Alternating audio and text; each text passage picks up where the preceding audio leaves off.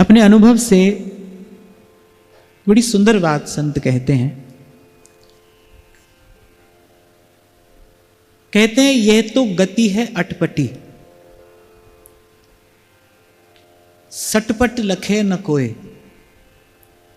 सटपट अर्थात शीघ्रता से। ये तो गति है अटपटी, सटपट लखे न कोय। जो मन की खटपट मिटे तो चटपट दर्शन हुए। मन की खटपट मिटे, तो अनुभव की बात है। और बड़े सरल सुंदर शब्दों में संत कहते हैं ये तो गति है अटपटी। ऐसा कल हमने चर्चा किया, श्री नागरीदास जी ने कहा कि दौड़कर चलने का मार्ग नहीं है। धीरज की लाठी हाथ में लेकर चलना होगा। सटपट लखे न कोय, आपके शब्दों में कहा जाए कोई शॉर्टकट नहीं है। कई बार आपको पूर्व भी निवेदन किया कि भाई जिस मार्ग से मीरा, सूर, तुलसी, कबीर, नानक होकर गए हैं, जो मार्ग हमें श्री सेवक जी महाराज, श्री ध्रुवदास जी महाराज बता रहे हैं, मार्ग तो वही है। हमारे लिए कुछ बदलेगा नहीं। सत्य तक पहुंचने का मार्ग भी सत्य है। जैसे सत्य हर युग, हर काल, हर समय में अखंड है, एक रस है, ज्यों का त्यों है, ऐसे ये मार्ग भी ज्यों का त्यों है। तो कह रहे सटपट लखे न कोय, जो मन की खटपट मिटे चटपट दर्शन हुए। कल इसी भाव पर हम लोग बड़े विस्तार से चर्चा करते रहे। इस मार्ग पर सबसे पहले क्या करना है? तन को साधना है। देह दशा करी हाथ। उसका क्या परिणाम दृष्टिगोचर होगा? मन स्थिर होगा। देखो ये जितने भी व्रत उपवास आदि है ना, ये कोई भगवत प्राप्ति के साधन नहीं है।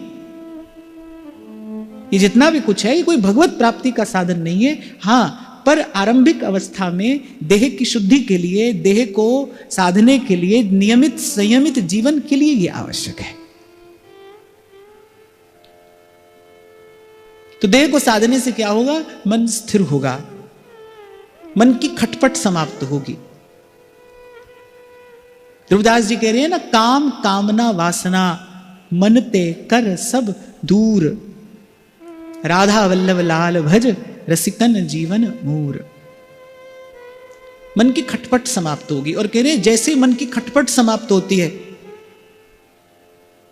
जैसे मन के संकल्प विकल्प का शोर शांत हो जाता है, तैसे ही सुनाई पड़ती है क्या? मुरलिया बाज रही। मैं पुनः आपको निवेदन करूं, इस संसार में रहने में कोई दोष नहीं है। इसी संसार में ही भेजते हैं प्रभु संत को रहने के लिए। उसके लिए कोई अलग व्यवस्था नहीं करते। और अनेक अनेक बार आपको यहां से उदाहरण दिया गया। संत को तो श्री ठाकुर जी केवल संसार में ही नहीं, कबीरा खड़ा बाजार में, वहां भेजते हैं प्रभु से। तो संसार में रहने में दोष नहीं है। संसार भीतर रहे, ये कष्ट का कारण है, ये परेशानी है। संसार भीतर रहे, वो जो मन की खटपट है ना, मन के संकल्प विकल्प जो है, मन में जो इतना शोर है, वो परेशानी है। उसका निवारण किस प्रकार हो? तो सबसे पहले देह दशा कर हाथ, फिर गाड़े गाड़े पाए धर। धीरे धीरे इस बात का सदा स्मरण रखना भाई। धीरे धीरे हमें आगे बढ़ना है, किसी की ओर देखकर दौड़ नहीं लगानी है। हम जब महाप्रभु जी का सुयश गाते हैं तो यही तो कहते हैं, हटाकर विषय पंख को धीरे धीरे प्रियालाल के प्रेम सर में नहाया। कपड़े पर बड़ा पुराना कोई दाग लगा हो, गहरा दाग हो, तो उसे बड़ी सावधानी से धोया जाता है। इतना जोर से नहीं रगड़ दिया जाता कपड़े को कि कपड़ा ही फट जाए, वस्त्र ही फट जाए, तो फिर वो दाग का धोना किस काम का? एक बार धोया जाता है, फिर दो बार, फिर अनेक बार उसे धोना पड़ता है, पर धीरे धीरे, कि वस्त्र को हानि ना हो। बिल्कुल ठीक ऐसे ही भक्ति बड़ी सरस और बड़ी मधुर प्रक्रिया है।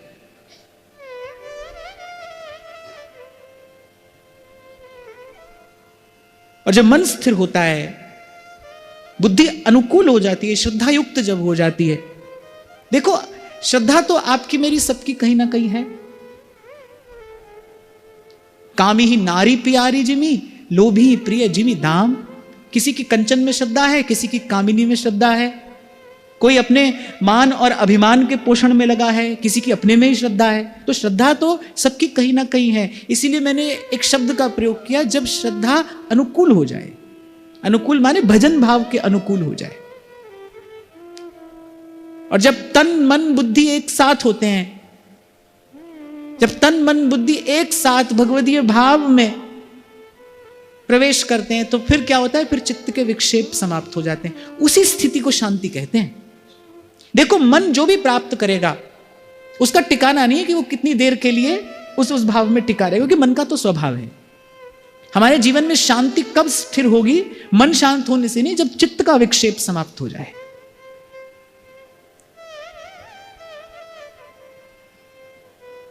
और फिर ऐसी स्थिति में संत कहते हैं कि मन जो विचार द्रव्यो रहे, चित्त रमीले रूप, देह लगे ढिंग भजन के, ये तल गैल अनूप। एक भी सिरा छूटा, एक भी सिरा यदि छूटा तो वो टिकाने नहीं पहुंचेंगे। आप देखिए, रैदास जी महाराज बार बार प्रभु से क्या कहते हैं, मन क्रम वचन तुम्हारी आशा, ऐसी भक्ति करे रैदासा। मन से भी, वचन से भी और कर्म से भी, तन से भी प्रभु की आशा, मन से भी प्रभु की आशा, वाणी से भी प्रभु की आशा। अर्थात प्रभु के अतिरिक्त, भगवतीय भाव के अतिरिक्त किसी भाव के लिए हमारे जीवन में कोई स्थान न रहे। ये मन लागे एक सो तो निर्वारा जाए, कहते तो निस्तार हो जाता है। बड़ी पते की बात संत कह रहे हैं, कबीर साहब कह रहे हैं, ये मन लागे एक सो तो निर्वारा जाए। कह रहे तूरा दो मुख बाजता घना तमाचा खाए।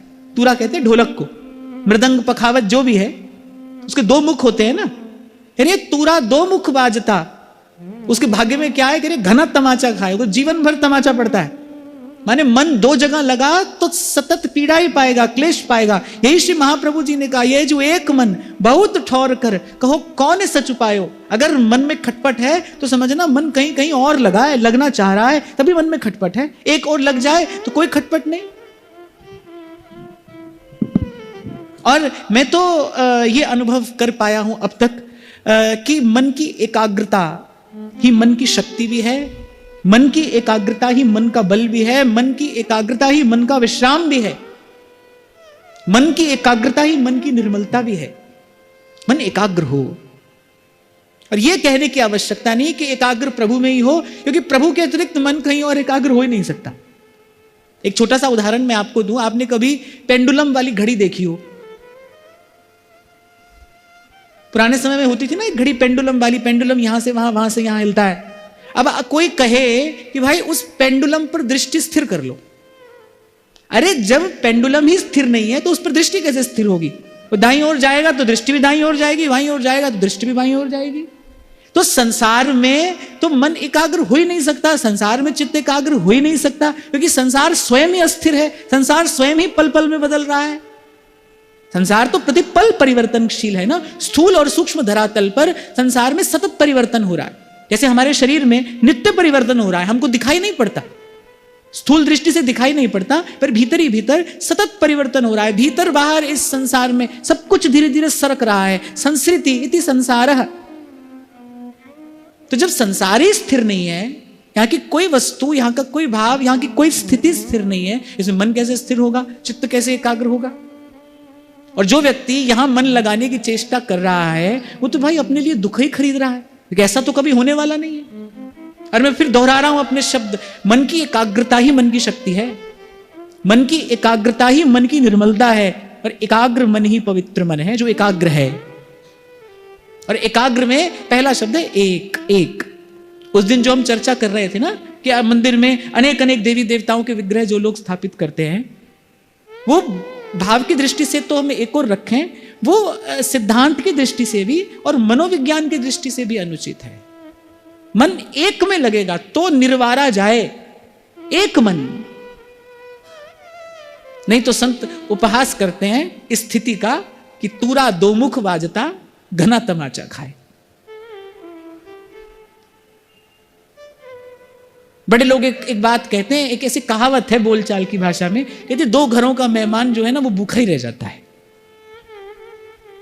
महाप्रभु कह रहे हैं द्वैत तुरंग पे चढ़त कौन हट परिधो कौन पे धायो। दो घोड़े की सवारी करके कोई कहीं कैसे पहुंच सकता है?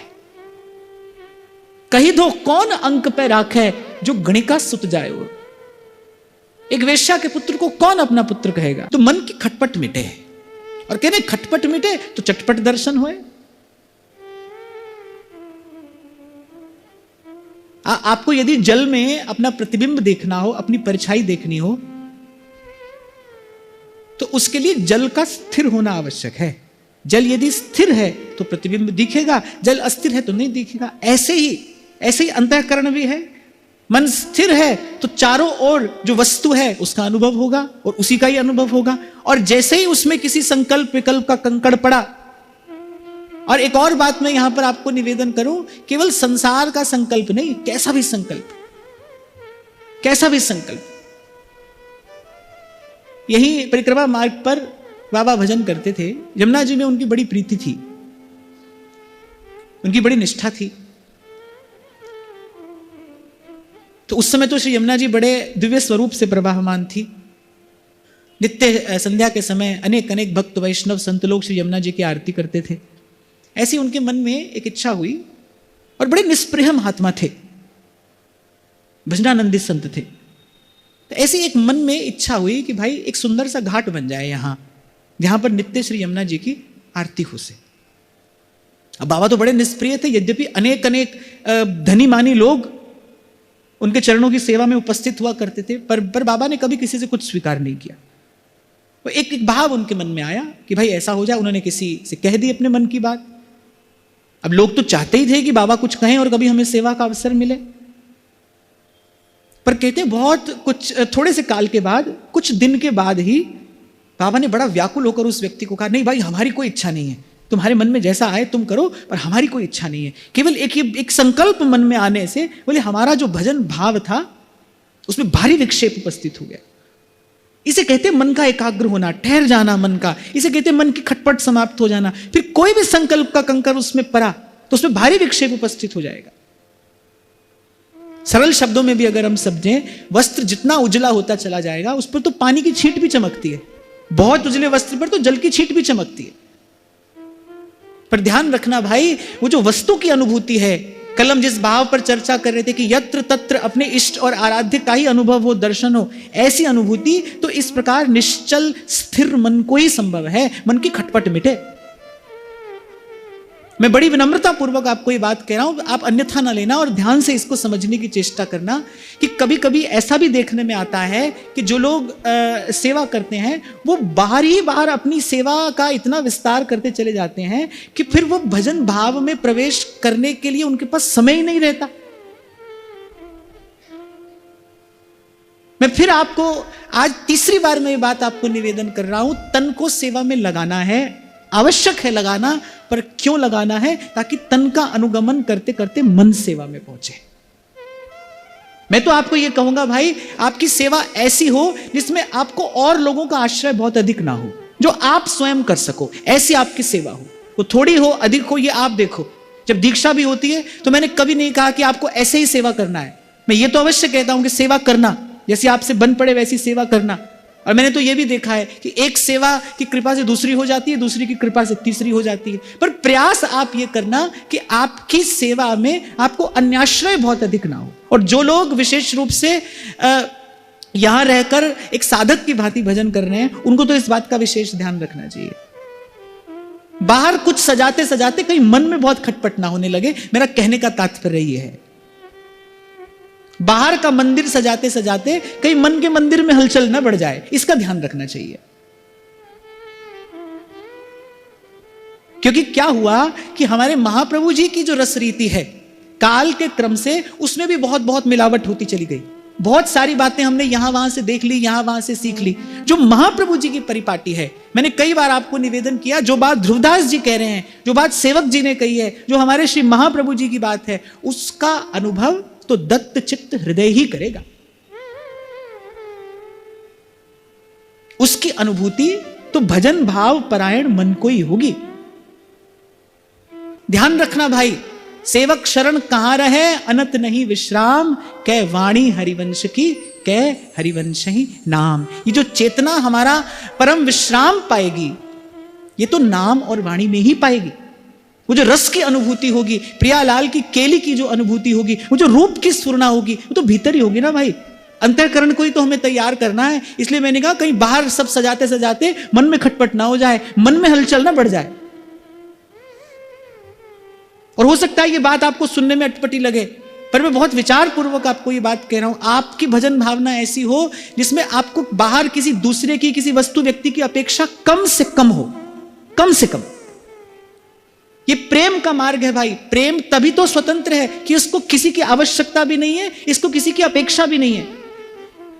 किसी समय बाहर साधन होगा, मन तन ठीक नहीं होगा, तन ठीक होगा, बाहर साधन नहीं होगा। बाहर तो भाई ऐसी स्थिति आती जाती रहेगी। हमको तो ऐसी स्थिति में पहुंचना है जहां पर कभी भी, कहीं भी, किसी भी समय, किसी भी काल में हम अपने भजन भाव रूपी उस मंदिर में प्रवेश कर सकें।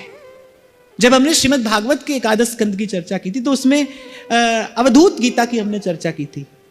महामुनि दत्तात्रेय, तो उन्होंने देखा कि एक कन्या धान कूट रही है, हाथ में बहुत सारी चूड़ियां हैं, वो चूड़ियों की खन खन हो रही है।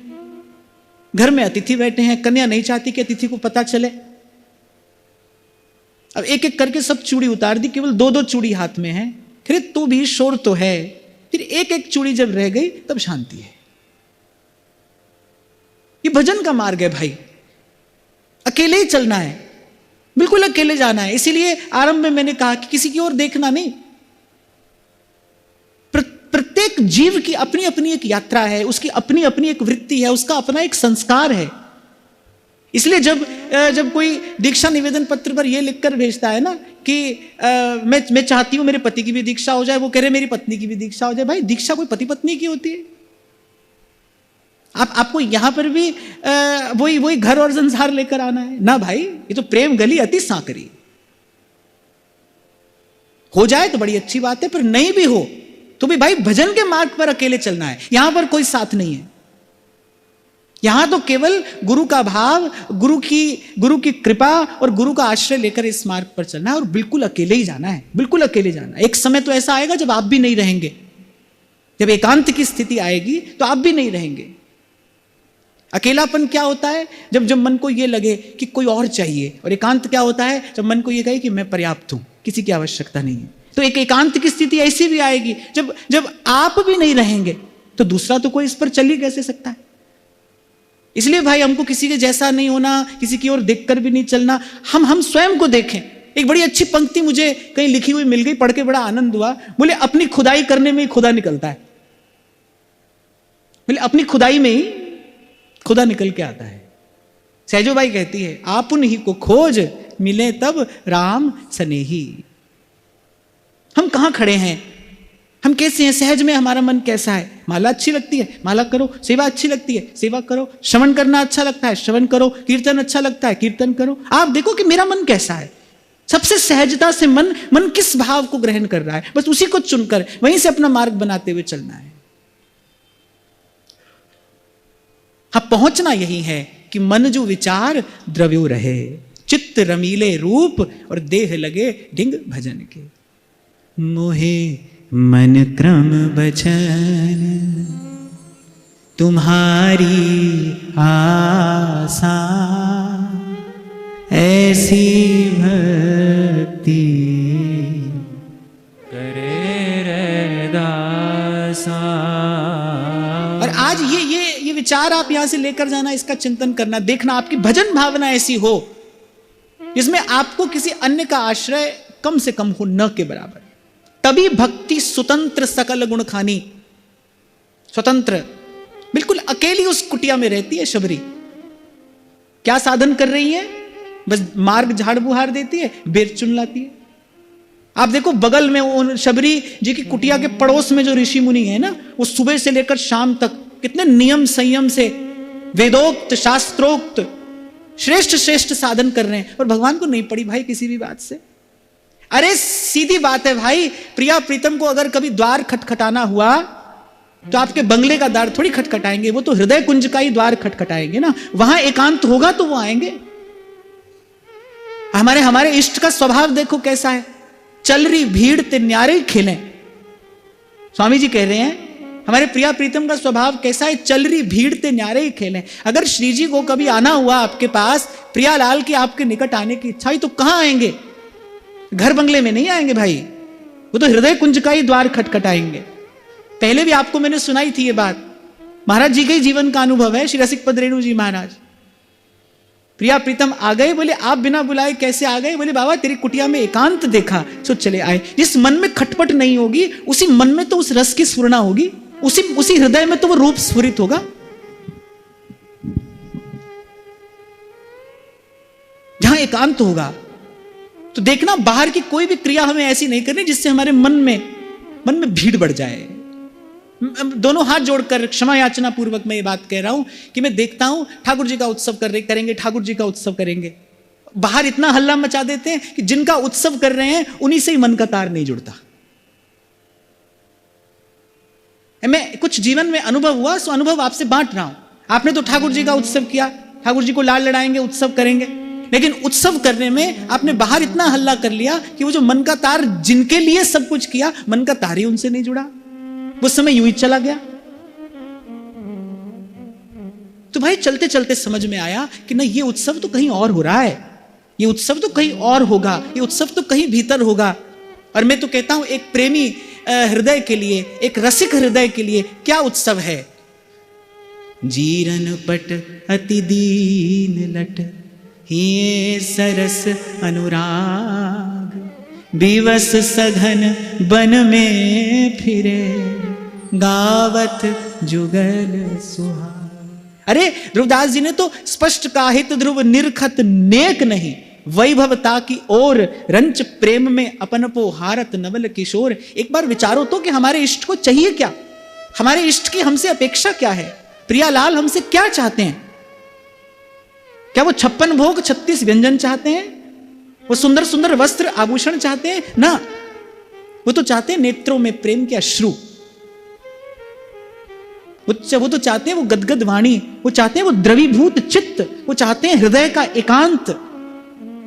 इसलिए मैंने कहा भाई ठीक दिशा में आगे बढ़ना है, हमको तो धीरे धीरे मन को समेटना है।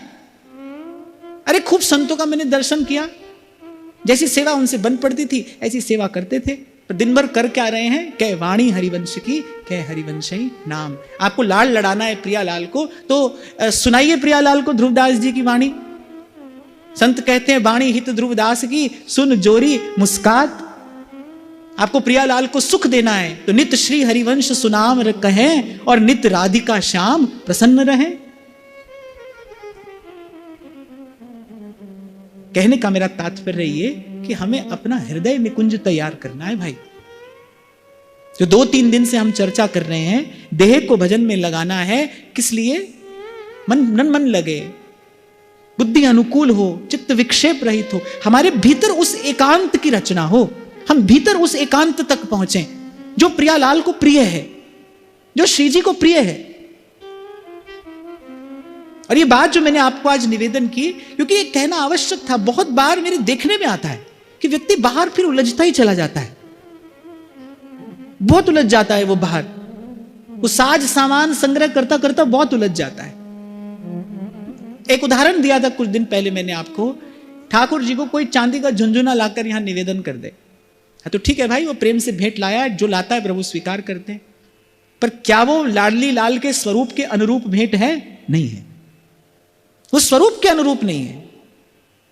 अगर कहीं बाल कृष्ण विराजमान हो तो वहां ये भेंट दी जानी चाहिए, पर लाडली लाल को तो लाडली लाल के स्वरूप के अनुरूप कुछ निवेदन किया जाना चाहिए ना।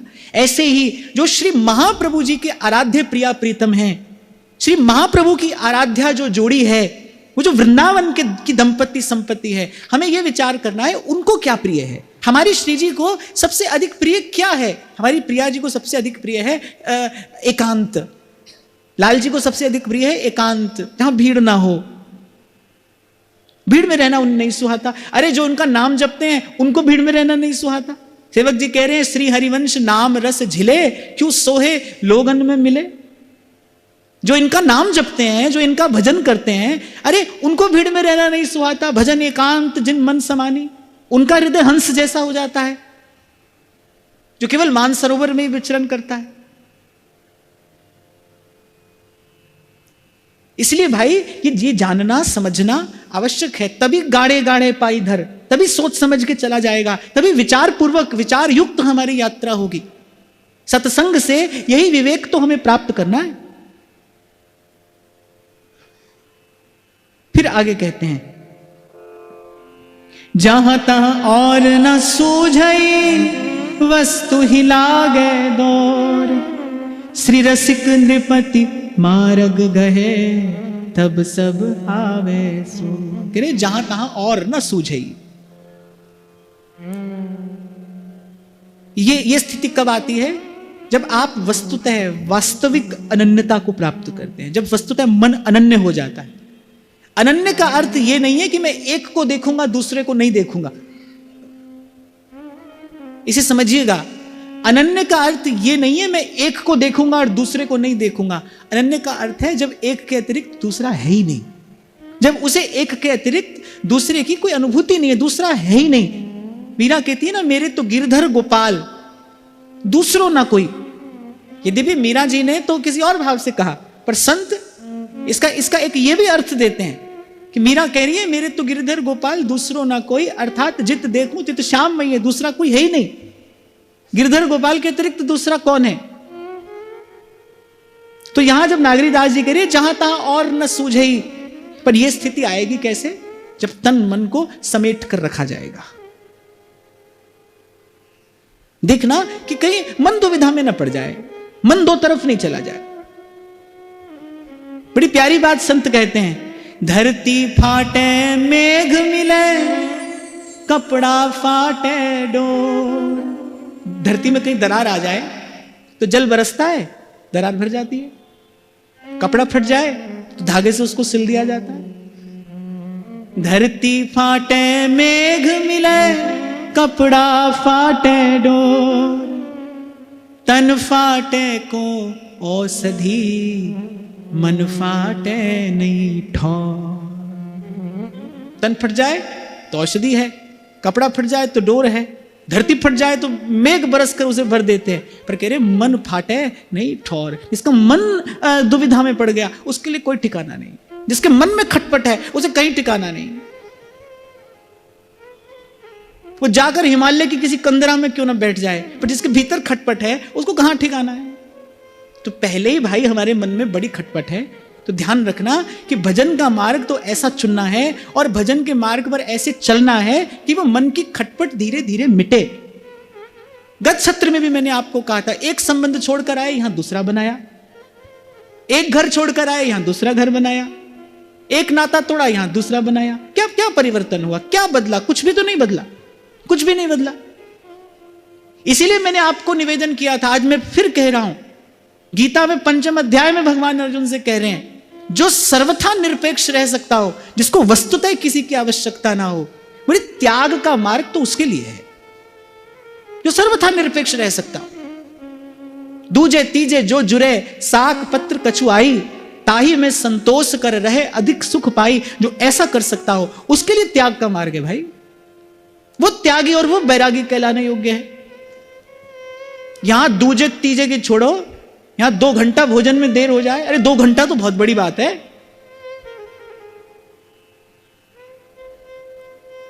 एक बार मुझसे यहां लिखकर कहा था किसी ने, बोले आप बार बार ऐसा क्यों कहते हैं कि मैं साधु नहीं हूं? मैं इसलिए कहता हूं भाई क्योंकि साधु जैसा होता है वैसी तो कोई बात हमें नहीं है। ये बात और है कि हो सकता है किसी को 4 वस्तु चाहिए, हमारा 1 से काम चल रहा है, पर वस्तु तो हमको चाहिए।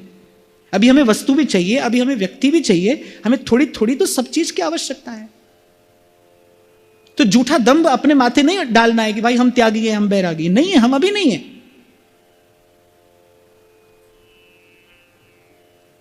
तो एक जगह से खटपट से उठे, यहां पर आकर फिर खटपट हुई। इसीलिए आपको निवेदन किया जाता है, स्थान बदलने का नाम संसार छोड़ना नहीं है, स्थिति बदलने का नाम है। स्थिति बदले, जब हमारी भीतर से स्थिति बदल जाए। और एक और बात अपने छोटे से अनुभव से आपसे कहूं, जब स्थिति बदलती है फिर बहुत अधिक प्रभाव नहीं पड़ता कि आप कहां रहते हैं। जब भीतर से मन ही बदल जाता है ना, जब मन को ही प्रभु को की ओर देखना आ जाता है, जब मन को ही विचार में द्रवीभूत रहना आ जाता है, फिर इस बात से बहुत अधिक फर्क नहीं पड़ता, फिर इस बात का बहुत अधिक प्रभाव नहीं पड़ता आप कहां रहते हो, आप कहां रहते हो, कैसे रहते हो। इसीलिए आपसे निवेदन किया जा रहा है भाई, अपने अपने हृदय निकुंज को तैयार करना है, हमें तो वो तैयारी करनी है। इसीलिए कल मैंने कहा था कि ऐसा नहीं कि केवल विजातीय का संग नहीं करना, सजातीय का भी बहुत अधिक संग ना हो, जिसके कारण हमारे चिंतन में विक्षेप हो। महाराज श्री वल्लभ कुल के श्री हरिराय महाप्रभु जी, उनके शिक्षा पत्र नाम के कुछ उपदेश मिलते हैं जो वैष्णवों के लिए सर्वथा ग्राह्य है। बड़े काम की बात उन्होंने लिखी, अनुभव की बात उन्होंने लिखी। और जो सबसे पहली बात उन्होंने लिखी, उन्होंने कहा कि भाई वैष्णव को जहां तक हो सके कम से कम संभाषण करना चाहिए। बोलने से हमारी बहुत सारी शक्ति व्यय होती है। ये तो बात विज्ञान भी मानता है कि बोलने से हमारी बहुत अधिक शक्ति व्यय होती है। और वृथा और मिथ्या बोलने से तो शक्ति का अपव्यय होता है। और मैंने तो कई बार आपको निवेदन भी किया, आपको कभी कोई अनुभव हो और आपको भीतर ही भीतर उस अनुभव का कुछ आनंद आ रहा हो, आप मुख से वो अनुभव किसी से कह दो, आपका सारा आनंद समाप्त हो जाएगा, वो सब चला जाएगा, वो सारी खुशबू उड़ जाएगी।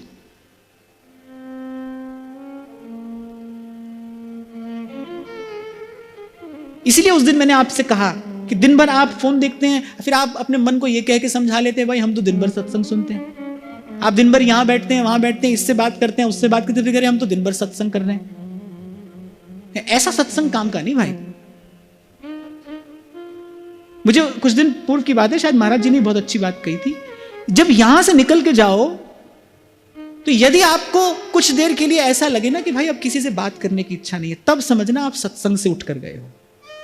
सत्संग एक बात है और ऐसे ही समागम हो जाना दूसरी बात है। मैं कहीं से आया, आप कहीं से आए, हम यहां पर बैठे और कुछ कह सुनकर यहां से चल दिए, ये समागम है। पर सत्संग कब है? जब यहां से आप उठकर जाए तो कुछ देर के लिए, कुछ समय के लिए तो आपकी किसी से बात करने की इच्छा ना हो, आपको भीतर उस गहन गंभीर शांति का अनुभव हो। अरे एकांत न मिले पर कम से कम उस एकांत की इच्छा तो हमारे भीतर विकसित हो।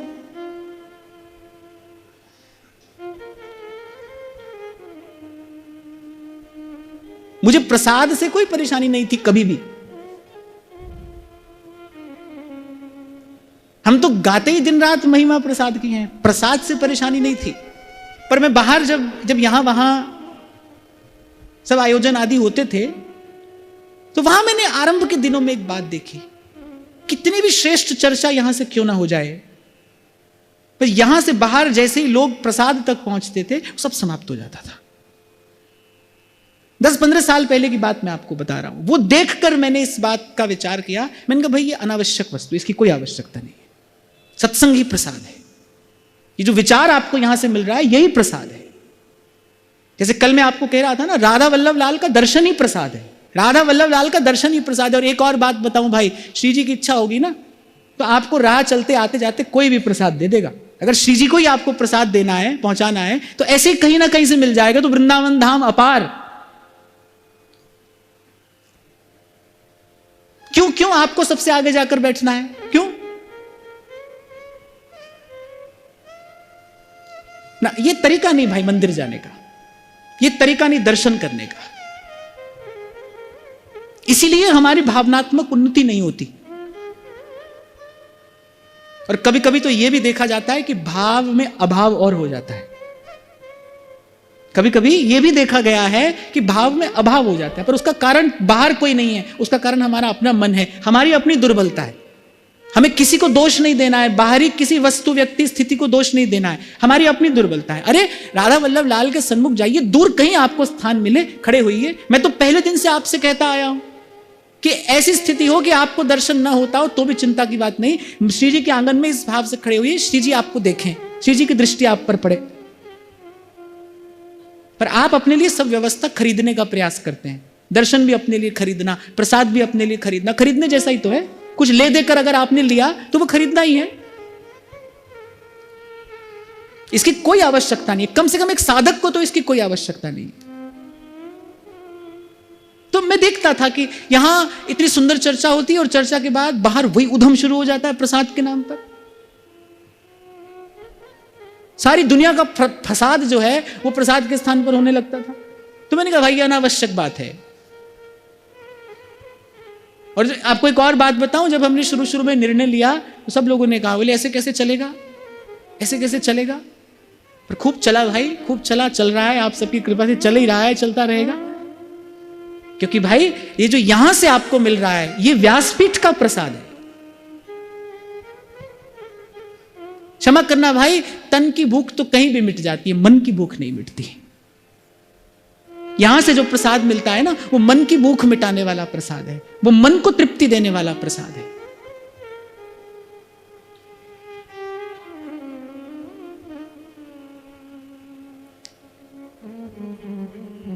तो कह रहे जहां तहां और न सूझे वस्तु लागे दौर, श्री रसिक नृपति मार्ग गहे तब सब आवे सौर।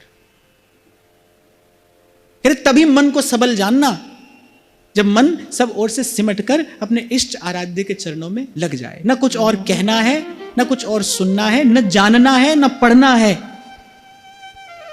जाकी है उपासना ताही की वासना, ताही को नाम रूप लीला गुण गाइए। बड़ी बात व्यास जी ने कह दी। कह रहे सोई व्यभिचारी आन कहे आन करे, ताको मुख देखे दारुण दुख पाइए। पूर्व में कभी मैंने आपको यहीं से निवेदन किया था कि जो आचार्य चरणों के अनुगत हो गया है, जो आचार्य चरणों में समर्पित हो गया है, उसके लिए अब और कोई कृतकर्म नहीं रह गया है। वो तो नाम जपे और सुख पाए, नाम जपे और सुख पाए, उसके लिए सब विधियां हो गई। जब जब दीक्षा होती है तो मैं यही बात सबसे निवेदन भी करता हूं कि भाई आपने जो भी जब तब तीर्थ व्रत किया, आज से पहले किया, बस सबका धन्यवाद करना कि उसी की कृपा से श्री जी के चरणों तक पहुंच गए। अब और किसी और नहीं देखना है। उस दिन हम चर्चा कर रहे थे ना कि अगर शरण्य असमर्थ हो तो भी शरणागति निष्फल हो जाती है, और शरणागत यदि अस्थिर हो तो भी शरणागति निष्फल हो जाती है। महाराज उस दिन बड़ी सुंदर घटना घटी जब आपने मुझे वो प्रसंग सुनाया, जब इंद्रजीत ने बांधा श्री हनुमान जी को। तो कल भी मैं आपको कह रहा था ना कि वो कोई रस्सी से बांधा जाने वाला बंधन नहीं था, ब्रह्मास्त्र था। मंत्र से, संकल्प से इंद्रजीत ने, मेघनाथ ने हनुमान जी को बांध लिया, और हनुमान जी भी ब्रह्मा जी का मान रखने के लिए बंध गए। ब्रह्मास्त्र हनुमान जी को नहीं बांध सकता, पर हनुमान जी बंध गए। ब्रह्मा जी का मान रखने के लिए हनुमान जी बन गए। पर वो जो राक्षस थे उन्होंने देखा कि भाई थोड़ी देर पहले इस वानर ने कितना उत्पात मचाया, सारी अशोक वाटिका उजाड़ दी, अक्षय कुमार का वध कर दिया, और इंद्रजीत इसे यूं खुला छोड़कर जाने कहां चला गया। तो राक्षसों ने अपनी बुद्धि लगाई, मोटी मोटी रस्सियां लेकर आए और हनुमान जी को बांधना आरंभ कर दिया। और हनुमान जी बड़े शांति से बनते रहे, क्योंकि हनुमान जी जानते थे कि जैसे ही रस्सी का स्पर्श होगा ब्रह्मास्त्र अंतर्ध्यान हो जाएगा। जैसे ही रस्सी का स्पर्श होगा ब्रह्मास्त्र अंतर्ध्यान हो जाएगा, क्योंकि ब्रह्मास्त्र को अपना कार्य करने के लिए किसी और का हस्तक्षेप सही नहीं है। ऐसे ही जीव है, जब प्रभु के शरणागत हो और प्रभु के शरणागत होकर अगर एक आध कोई और रस्सी भी अपने हाथ में लिए रहे तो शरणागति निष्फल हो जाती है। ध्रुवदास जी तो एक बात कहते ही हैं, कहते अवगुण करे समुद्र सम, गिनत ना अपनो जान। जीव के समुद्र जितने अवगुण ठाकुर जी नहीं देखते। राई के सम भजन को मानत मेरु समान। फिर कहते जो घरनी हो अति बुरी, जो घरनी हो अति बुरी, पति नहीं छाणत ताई। पति उसका त्याग नहीं करता, पर देखत ही पर पुरुष तन। अगर वो स्त्री किसी पर पुरुष की ओर देखे, ये पति को सही नहीं है। ऐसे ही प्रभु हैं, जीव उनकी शरण में आकर किसी अन्य का आश्रय ले तो अन्याश्रय लेते ही शरणागति निष्फल हो जाती है। ब्रह्मास्त्र को यह सही नहीं हुआ, भाई जब हम यहां पर अपना कार्य कर रहे हैं तो छोटी रस्सी लाने की क्या आवश्यकता थी।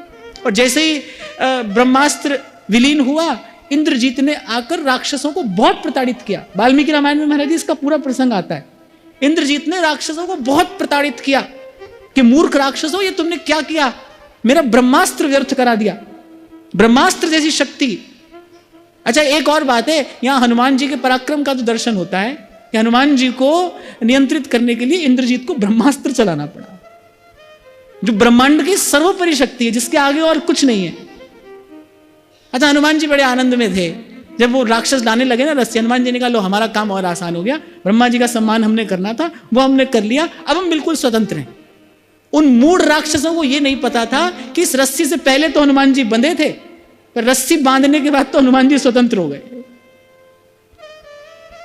लगे हाथ एक बात मुझे स्मरण आ गई कि हनुमान जी से किसी ने कहा, बोले आपने पूरी लंका क्यों जलाई?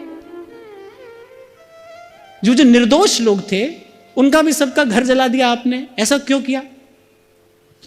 हनुमान जी ने कहा कि जब रावण ने पूंछ में आग लगाने की आज्ञा दी तो कहते रावण के महल का तो जो घी तेल था सब समाप्त हो गया। तो रावण ने कहा सबके यहां से लाओ। तो हनुमान जी ने कहा जिस जिसके घर से चंदा आया था उसके घर तो प्रसाद देना ही था हमें। ऐसे होता है ना, पहले गली मोहल्ले में लोग ऐसे इकट्ठा रुपया करके फिर भी भंडारा कराएंगे। अब भंडारा होता है भाई जिसके घर से पर्ची कटी है उसके घर प्रसाद तो जाना चाहिए। तो हनुमान जी ने कहा भाई जिस जिसके घर से चंदा आया था उसके घर में प्रसाद तो हमको पहुंचाना था। देखो विभीषण जी के घर से चंदा नहीं आया तो विभीषण जी के घर को हमने नहीं छेड़ा।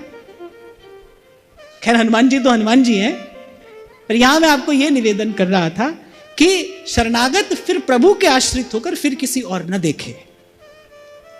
मैं आपको यह निवेदन कर रहा था, जब दीक्षा हो गई, जब गुरु के मुख से नाम श्रवण कर लिया, आज से पहले जो किया उस सबको प्रणाम करते हुए, जैसे आप लोग कुछ काल के लिए व्रत रखते हो तो फिर वो व्रत का समापन करते हो ना, क्या कहते हैं उसे? हाँ, पारण, पारण, कुछ और शब्द भी कहते हैं ना, हाँ, उद्यापन, उद्यापन। तो दीक्षा हुई उससे पहले जो किया है वो सबका उद्यापन करो। और ये भी नहीं सोचना कि भाई क्यों किया, व्यर्थ में किया ना, जो किया उस सबको प्रणाम करते हुए भाई सबकी कृपा से ही आज यहां तक आकर पहुंचे। इस प्रकार स्वस्थ भाव से, स्वस्थ मन से सबको प्रणाम करते हुए, लेकिन फिर किसी और की तरफ देखना नहीं। जो हम भले बुरे सो तेरे, और देव सब रंग भिखारी, और देव सब रंग भिखारी, त्यागे बहु जो अनेर। मैं देखता हूं कि जब ये पंक्ति गाई होगी सूरदास जी ने, कैसा अप्रतिम भजन का बल सूरदास जी के हृदय में होगा, कैसी अद्भुत निष्ठा अपने इष्ट के चरणों की है। ये कौन बोल रहा है? सूरदास नहीं बोल रहे, ये अनन्य निष्ठा का उद्घोष है। ये शब्द किसी कवि के नहीं है, ये तो एक भक्त के हृदय की निष्ठा बोल रही है। और देव सब रंग भिखारी, त्यागे बहु जो अनेरे, जो हम भले बुरे सो तेरे। जैसे महाप्रभु कहते हैं ना स्फुटवाणी के आरंभ में, जो पे कृष्ण चरण मन अर्पित, करी है कहा नवग्रह रंक। भिक्षुक को ही तो रंक कहते हैं, बिल्कुल दरिद्र। कह रहे जो नवग्रह रंक हैं ये क्या करेंगे तेरा, जो पे कृष्ण चरण मन अर्पित।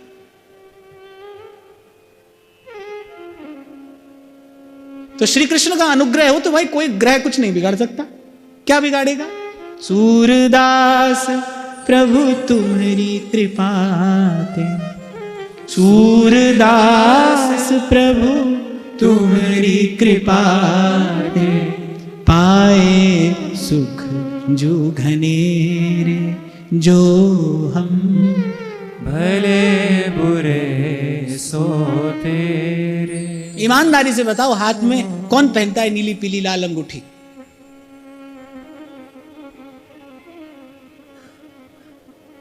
है नहीं है?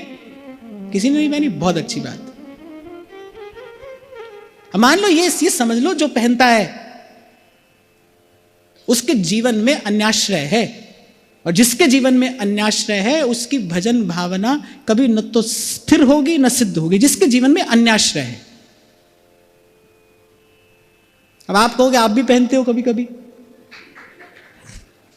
सोच रहे थे ना मन में। मैंने आपसे उस दिन भी कहा था, ऐसा नहीं कि मैं केवल आपकी खबर लूंगा, अपनी भी लूंगा। आप सोचोगे आप भी पहनते हो, पर हम भाई कुछ लेने के लिए नहीं पहनते हैं, ऐसे ही मन किया पहन लिया, मन किया उतार दिया।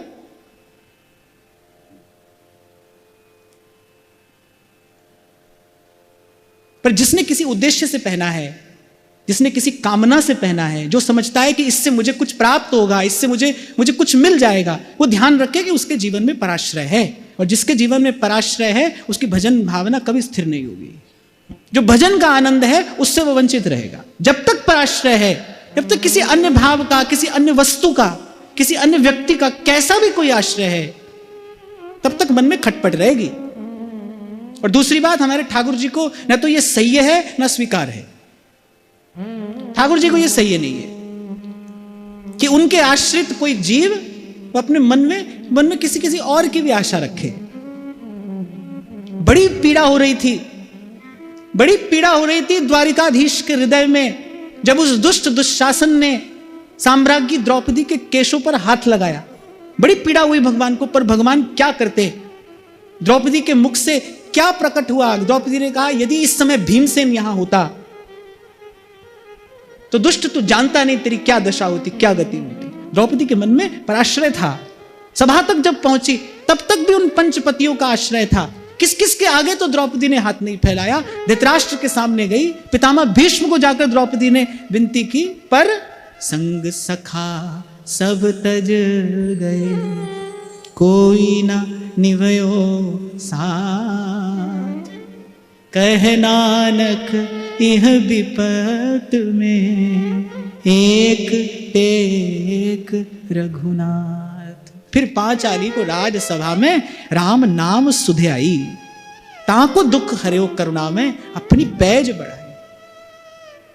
पंचपतियों की आशा थी। अच्छा, संत तो यहां तक कहते हैं कि फिर अपने अपने दांत में दबाया द्रौपदी ने अपना वो वस्त्र। एक वस्त्र थी उस समय द्रौपदी, दांत में दबा लिया। पर कहां उस दुशासन का बल? जब खींचे उसने साड़ी, जब द्रौपदी ने कहा अब और कोई आश्रय नहीं, अब और कोई आशा नहीं, कोई ठिकाना नहीं, दोनों हाथ उठा लिए और बस वही कृपा का अवतरण हुआ। वही वस्त्र के रूप में प्रभु की कृपा का अवतरण हो गया। तो सीखने को मिलता है, यहां देखने को मिलता है कि जब तक राई के दाने जितना भी पराश्रय कहीं है, इसीलिए ध्रुवदास जी ने कहा राई के सम चलत ही होत और की और। कहीं कोई और आश्रय है, और आश्रय है तो भाई और दिखाई भी देगा। जब मन वचन कर्म से जीव शरणागत होता है, समर्पित होता है, तभी उसे यत्र तत्र अपने इष्ट की कृपा का अनुभव होता है, इष्ट की कृपा का दर्शन होता है। और मैं एक और बात भी आपसे कहूं कि एकदम से झट से ऐसा नहीं होगा। यह तो गति है अटपटी, सटपट लखे ना कोई। ये बड़ी अटपटी बातें ही तो हैं। जब सूरदास कहते हैं और देव सब रंग भिखारी त्यागे बहुजु अनेरी, अटपटी बात ही तो है। ये अटपटी बात है। तुलसी मस्तक तब नवे जब धनुष बाण लो हाथ, ये अटपटी बात है। जो तुलसीदास जी ये कहते हैं सिय राम मैं सब जग जानी, करऊं प्रणाम जोरी जुग पानी, वो कहते हैं भाई तुलसी मस्तक तब नवे जब धनुष बाण लो हाथ, ये अटपटी बात है। रसना कटऊं जो अन रटऊं, निरख अन फुटऊं नैन, शवन फुटऊं जो अन सुनऊं बिन राधा यश बैन, ये अटपटी बात है। किमीशेन श्याम प्रिय मिलन यत्नई रपी चकिम, ये अटपटी बात है। तो कह रहे ये तो गति है अटपटी, और सटपट लखे न कोय, जो मन की खटपट मिटे चटपट दर्शन हो। कल भी इस भाव पर हम चर्चा कर रहे थे भाई, यत्र तत्र अपने इष्ट का ही अनुभव हो, दर्शन हो, उसके लिए आवश्यक है कि मनसा वाचा कर्मणा अपने इष्ट का ही आश्रय हो। मन यदि किसी का विचार करेगा, मन यदि किसी का चिंतन करेगा, तो यत्र तत्र अपने इष्ट की भजन भावना कैसे स्थिर रहेगी। और फिर दोहराता हूं, बड़ी प्यारी बात कबीर जी ने कही कि जो मन लागे एक सो। हमारा मन सतत व्यभिचार करता है, जो निंदनीय है। कह रहे जो मन लागे एक सो तो निर्वारा जाए, तो इसका निस्तार होता है, तो ही छुटकारा है। कह रहे एक से लगने पर ही छुटकारा है। जो मन लागे एक सो तो निस्तारा होए। नहीं तो तूरा दो मुख बाजता और घना तमाचा खाए। और नहीं तो जीवन भर आप देखो सुख दुख का थपेड़ा ही तो खाता है मनुष्य, हानि लाभ का थपेड़ा ही तो खाता है, मान अपमान का थपेड़ा ही तो पड़ता है, और जीवन और मरण का थपेड़ा तो है ही। इसलिए भाई बुद्धिमानी की बात यही है, सब तज भजिए नंद कुमार, सब तज भजिए नंद कुमार, और भजे ते काज सरे नहीं, और भजे ते काज सरे नहीं, मिटे न भव जंजार, सब तज भजिए नंद कुमार। एक बात सोचो, केवल भजिए नंद कुमार कह देना पर्याप्त नहीं था? सूरदास जी केवल इतना ही कह देते, भजिए नंद कुमार, श्री कृष्ण का भजन करो। व्यास जी ने भी कहा सब तज भजिए श्याम को, श्रुति स्मृति को सार। व्यास जी ने भी कहा सब तज भजिए श्याम को। सूरदास जी भी कह रहे हैं सब तज भजिए नंद कुमार। अरे अकेला ऐसे कह देते ठाकुर जी का भजन करो, श्री कृष्ण का भजन करो। पर जो कहा ना सब तज, किस लिए कहा? ये मन का समाधान करने के लिए कहा है। मन अटकता है यहां वहां जाकर, भीतर ही भीतर मन को आशा रहती है, अन्य देव देवी सकल चलत पुंज सी खोए।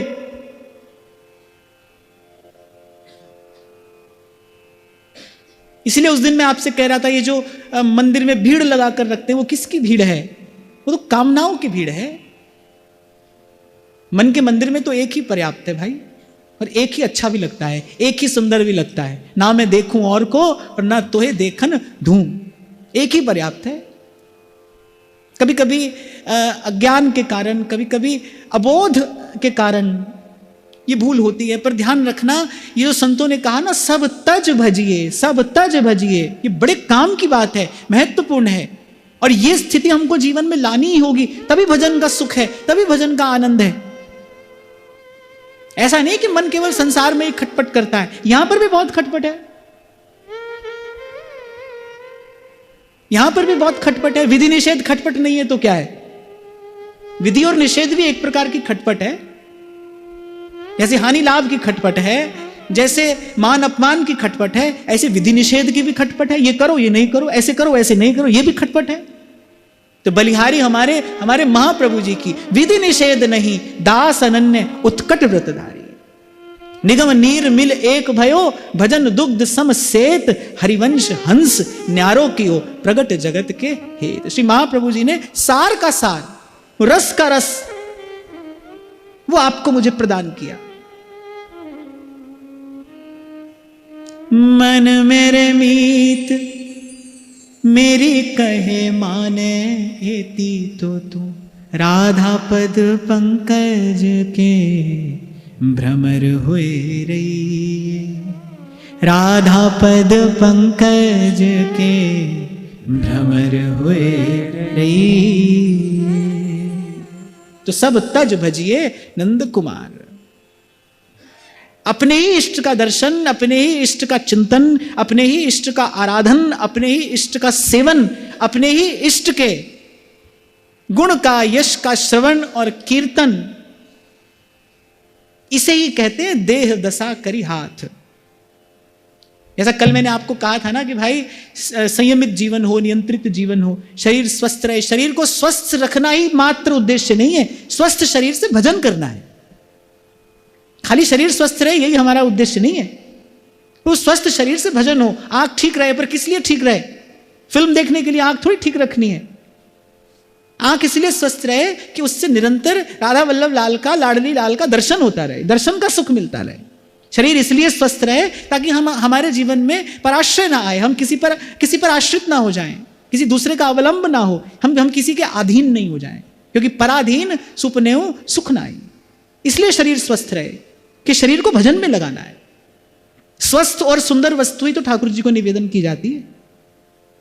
शरीर भी स्वस्थ और सुंदर होगा तभी तो भजन और सेवा में निवेदन किया जाएगा।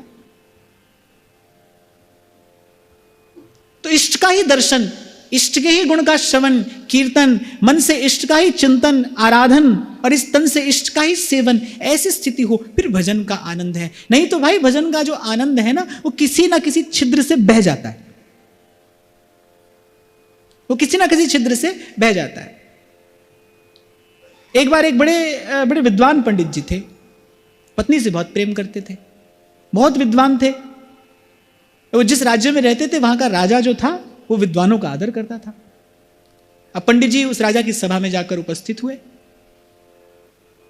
राजा का खूब यश गाया, बड़ी सुंदर कविता रचकर और राजा को सुनाई। राजा भी विद्वत्ता देखकर बड़ा प्रभावित हो गया, प्रसन्न हो गया। राजा ने पूछा क्या चाहिए? पत्नी ने सिखाकर भेजा था, बोले हमारे लिए ये चाहिए, हमारे लिए ये चाहिए, हमारे लिए ये चाहिए। अब पंडित जी ने जो जो वस्तु की इच्छा लेकर आए थे सब राजा से कह दी, राजा ने दे दी। अब देखो यश तो गा रहे हैं राजा का, पंडित जी ने यश तो राजा का गाया, लेकिन वस्तुतः उनकी प्रीति कहां है? अपनी पत्नी में है। आसक्ति कहां है? वो पत्नी में है। क्षमा करना, कभी कभी हमारी भी यही दशा होती है। गुण तो गा रहे हैं ठाकुर जी का, सेवा भी कर रहे हैं उनकी, पर जो मन की तार है ना वो कहीं और बंधी है, किसी कारण से कर रहे हैं, किसी हेतु से कर रहे हैं। इसलिए मैंने कहा मनसा वाचा कर्मणा, इष्ट का ही सेवन, इष्ट का ही दर्शन, इष्ट का ही आराधन, इष्ट का ही चिंतन, तन मन प्राणों से इष्ट के प्रति ही समर्पण, तब भजन का आनंद प्रकट होता है। हमने कभी इस बात का विचार नहीं किया, भाई सब कर रहे हैं पर वो सुख क्यों नहीं मिल रहा? जिस सुख की बात संत कर रहे हैं, इतना सुख और किसी में नहीं जितना सुख कृष्ण के नाम में है, वो सुख हमें क्यों नहीं मिल रहा? मीरा कोई और कृष्ण नाम थोड़ी गाती, यही कृष्ण नाम वो गाती थी, हमें वो सुख क्यों नहीं मिलता? सुख तो भाई कृष्ण नाम में है, वही है, और इतना सुख और किसी में नहीं जो सुख कृष्ण के नाम में है। हमें क्यों नहीं मिलता? क्योंकि जिस पात्र में वो रस ठहरता है उस पात्र में अनेक अनेक छिद्र हैं, वो रस उन छिद्रों से बह जाता है। इसीलिए मैंने आपको निवेदन किया, भाई तैयारी तो कहीं भीतर ही करनी है, अपने हृदय निकुंज को ही सजाना है, संवारना है। कभी द्वार खटखटाया प्रिया प्रीतम ने तो हृदय निकुंज का ही द्वार खटखटाएंगे। उस रूप की स्फुरना होगी तो अंतःकरण में ही होगी। रसिकों ने जिस वृंदावन का वर्णन किया है, ध्रुवदास जी जिस वृंदावन की बात कहते हैं, लता लता सब कल्प तरु, पारिजात सब फूल, सहज विराजत एक रस, वृंदावन निज धाम, ललिता अधिक सखियन सहित क्रीड़त श्यामा श्याम। कहां होगा इसका दर्शन? बाहर तो टमटम गाड़ी चल रहे हैं, कहां होगा इसका दर्शन? कहीं भीतर ही होगा, वहीं उतरना है, उसी स्थान तक जाना है, तन को साथ लेकर जाना है। तभी नागरीदास जी ने पूर्व में कहा, जा मैं मन की गति नहीं ता मैं काढ़े गात। ये मैला कुचैला शरीर किसी काम का नहीं, पर देखो ये भजन भावना, ये भजन परिपाटी का, ये आचार्यों के सिद्धांत का चमत्कार है, प्रत्यक्ष चमत्कार है कि मैला कुचैला तन भी प्रभु की सेवा में पहुंच जाता है। ये मल मूत्र का पिंड भी भगवत सेवा में लग जाता है, प्रभु इसे स्वीकार कर लेते हैं, अंगीकार कर लेते हैं। तो कह रहे जहां तहां और न सूझही वस्तु लागे दौर, तब आवे सब स्वार। ऐसी स्थिति आए तब समझना कि अब हमें वास्तविक पराक्रम मिला है, अब हमारा मन शूरवीर हो गया। जिसके लिए संत संकेत कर रहे हैं भक्ति करे कोई सूरमा, अब मन शूरवीर हुआ है। अब ये यहां वहां फिसलता नहीं, अभी किसी भी छोटी सी चीज को देखकर लुभा नहीं जाता, ललचा नहीं जाता। अरे बड़ी बात है भाई, इससे बड़ी बात क्या होगी कि महाप्रभु कह रहे हैं तदानः किम धर्मैः किमु सुरगणैः किम च विधिना किमीशेन श्याम प्रिय मिलन यत्नैरपि च किम। एक सहचरी को क्या मिल गया है ऐसा? वो कहती है भाई मुझे श्याम सुंदर के मिलन से भी क्या प्रयोजन है। श्याम सुंदर यो ब्रह्म रुद्र शुक नारद भीष्म मुख्यैरालक्षितो न सहसा पुरुषस्य तस्य। ब्रह्मादिक सतत प्रयासरत रहते हैं कि किसी प्रकार प्रभु का एक प्रसन्न कृपा कटाक्ष हमारी ओर हो जाए, एक दृष्टि भर के हमारी ओर देख लें। और महाप्रभु कह रहे हैं उन श्याम सुंदर से मिलने से भी क्या प्रयोजन है, क्या मिल गया है ऐसा सहचरी को। कह रहे यदि श्री राधा के चरणों का एकांत दास्य हमें मिल जाए। आप महाप्रभु की वाणी का यदि दर्शन करें, चिंतन करें ना, तो आद्योपांत आपको एक ही बात मिलेगी, राधा राधा राधा, श्री राधा श्री राधा श्री राधा। महाप्रभु जी की उपासना कैसी है कि हित सजनी जो है वो लाल जी को देखती नहीं,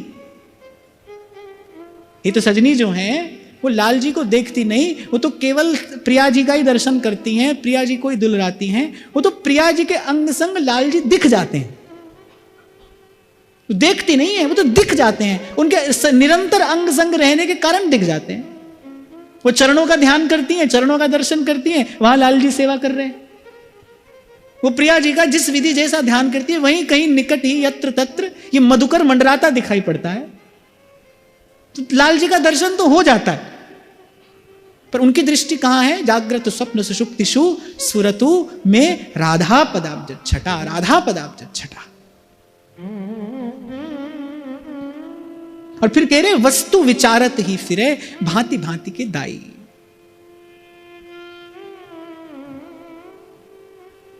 अब इसे तो विस्तार की अपेक्षा है, तो आज की चर्चा यहीं श्री जी के चरणों में निवेदन करते हैं। महाराज श्री के चरणों में प्रणाम। आप सबके हृदय स्थित प्रभु को, भाव प्रभु को नमन।